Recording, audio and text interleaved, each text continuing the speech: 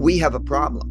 The problem is going to be the existing level of budget deficits and the existing monetization, because the way that this works in the last part of the cycle, the long-term debt cycle, is first that the debt service payments begin to squeeze out the consumption. And you get to a point where that starts to accelerate in a self-reinforcing problem. That problem precedes the real problem, the bigger problem, which is when there's owners of the debt see this debt problem emerging and there's a big imbalance, and so the central banks come in and print, or they have large losses. And as a result of that, the owners of those want to sell the bonds. I think we're in the early stages of the last stages. Ray Dalio, the renowned Bridgewater founder and CIO, has a knack for shedding light on complex economic matters. In a recent discussion, he unveiled his 5 major forces framework, which offers profound insights into the world's current challenges. These forces encompass the dynamics of massive debt accumulation, internal domestic order, international power relations, acts of nature, and technology. Today, we delve into the first part of this conversation, focusing on the financial and economic force and its interplay with domestic order. Ray Dalio's approach is grounded in centuries of economic cycles, providing a unique perspective on our contemporary global landscape. We'll explore where we stand in the long-term debt cycle, the potential risks investors face, the mounting internal conflicts, and how these financial dynamics shape society and politics. And as we journey through these insights, you'll gain a deeper understanding of the critical forces influencing our world today. So, let's dive into this eye-opening discussion and uncover the keys to navigating these turbulent times. You know, I didn't know really about the 5 big forces, but what I did learn a long time ago is that things that surprised me often surprised me because they never happened in my lifetime, but they happened many times in history.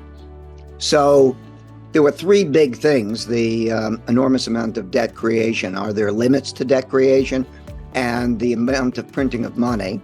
The second was the internal conflict, which we must agree is unique: the populism of the left and the right, the wealth gaps, the values gaps. And the third, of course, was the great power conflict. Not since the 1930 to 45 period did we have those 3 things. But I needed to study the rises and declines of reserve currencies, the implications of debt and all of that. So that's why I studied the last 500 years and saw those patterns.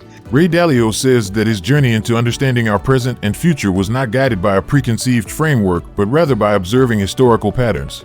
He notes that history often repeats itself, even if certain events seem unprecedented within our lifetimes.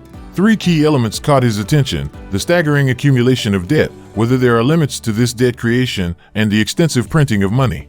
A second vital factor he recognized was the emergence of internal conflict, a unique situation marked by populism on both the left and right, glaring wealth disparities, and widening value gaps among people. The third element of significance was the rekindling of great power conflicts reminiscent of the 1930 to 45 period. To make sense of these dynamics, Dalio embarked on a comprehensive study spanning 500 years.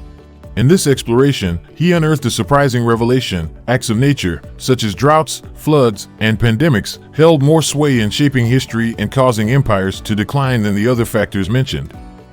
Climate change, therefore, emerges as a critical issue in this context. Adding to this intricate web of forces, the 5th factor is the relentless development of technology.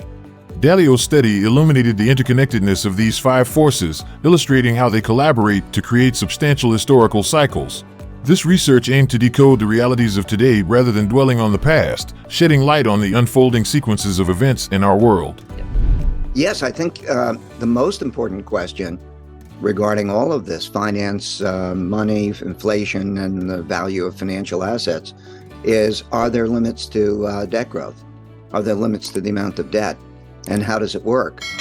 So we see a pattern over history. A number of years ago, I wrote a book on the principles for dealing with big debt crises. And I looked at the debt crises, all the big ones, over the last 100 years. And I saw this pattern. And I described it: monetary policy 1, 2, and 3. There's a pattern. Originally, there's an interest rate policy. Originally, money is tied to gold or something hard, and it keeps it hard. But when there's too much printing of money, too much need for credit, that link doesn't work. And then they break that down, and then we go to an interest rate-driven monetary policy. Raise and lower interest rates, and that's the cost of money, and that rations things. The supply-demand align at that interest rate. However, when interest rates can't be lowered anymore, and there's a situation where there's an imbalance between the demand for bonds, the demand for credit instruments, and the supply of them. In other words, when the supply is offered a lot more than the free market demand, then there's what I call monetary policy 2, which is quantitative easing. But before we continue, we want to thank you for watching this far. What Ray Dalio is explaining here is the critical question of whether there are limits to debt growth and how it fundamentally impacts the value of money, inflation, and financial assets. He draws from historical patterns and identifies 3 phases of monetary policy evolution. Monetary policy 1 is where money is linked to something hard like gold.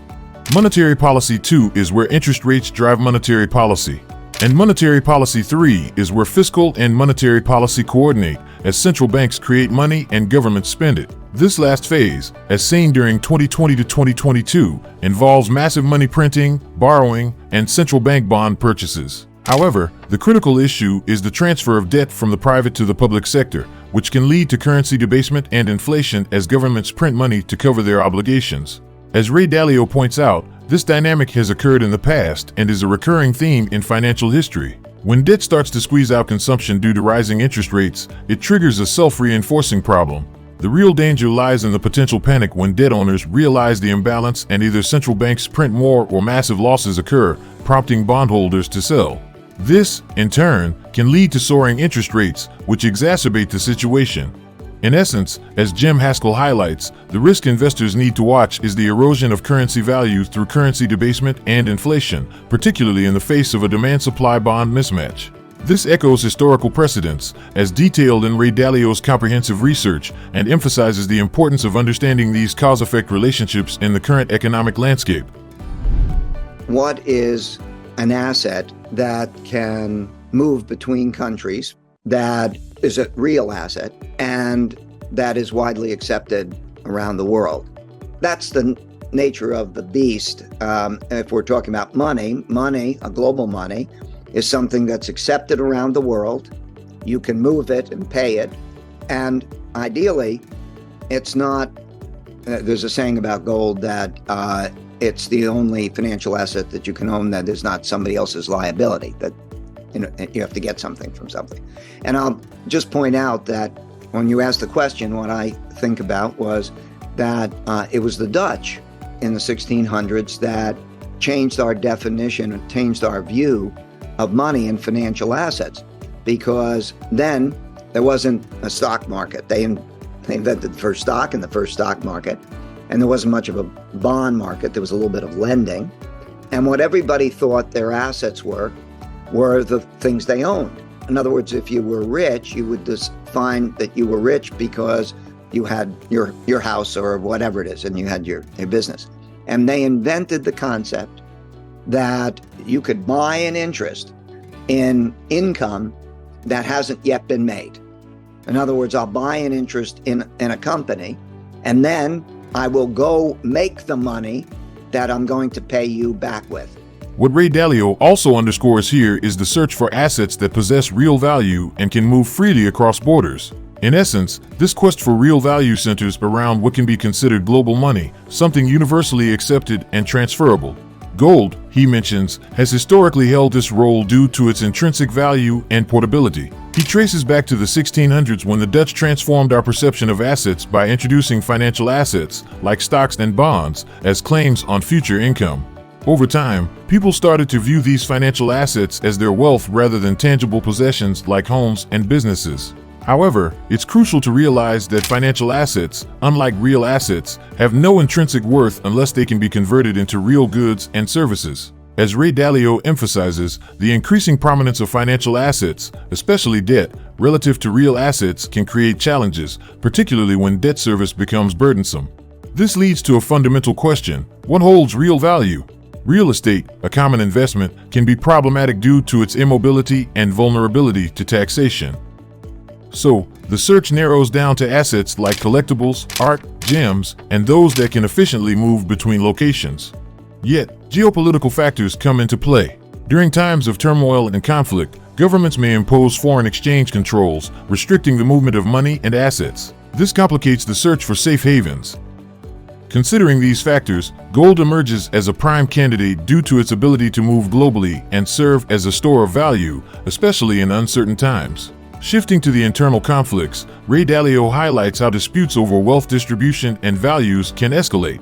He draws parallels with historical conflicts that have arisen when irreconcilable differences led to populist movements and even autocratic regimes. In today's context, debates over issues like the rule of law, fair elections, and the acceptance of results are critical, and the risk lies in the potential breakdown of democratic systems. Jim Haskell reinforces the point that these concerns represent risks rather than definite predictions.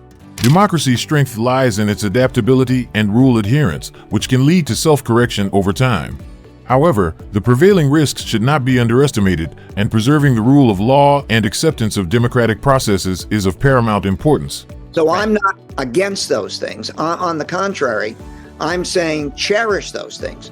Do not lose those things. Because if you lose the rule of law and you lose the acceptance of the votes and that acceptance, that we appear is a possibility. Right. Okay. That we should be very scared, and that the risks of that are great during the times that such a time that we are in. And so you can see it operating in that way.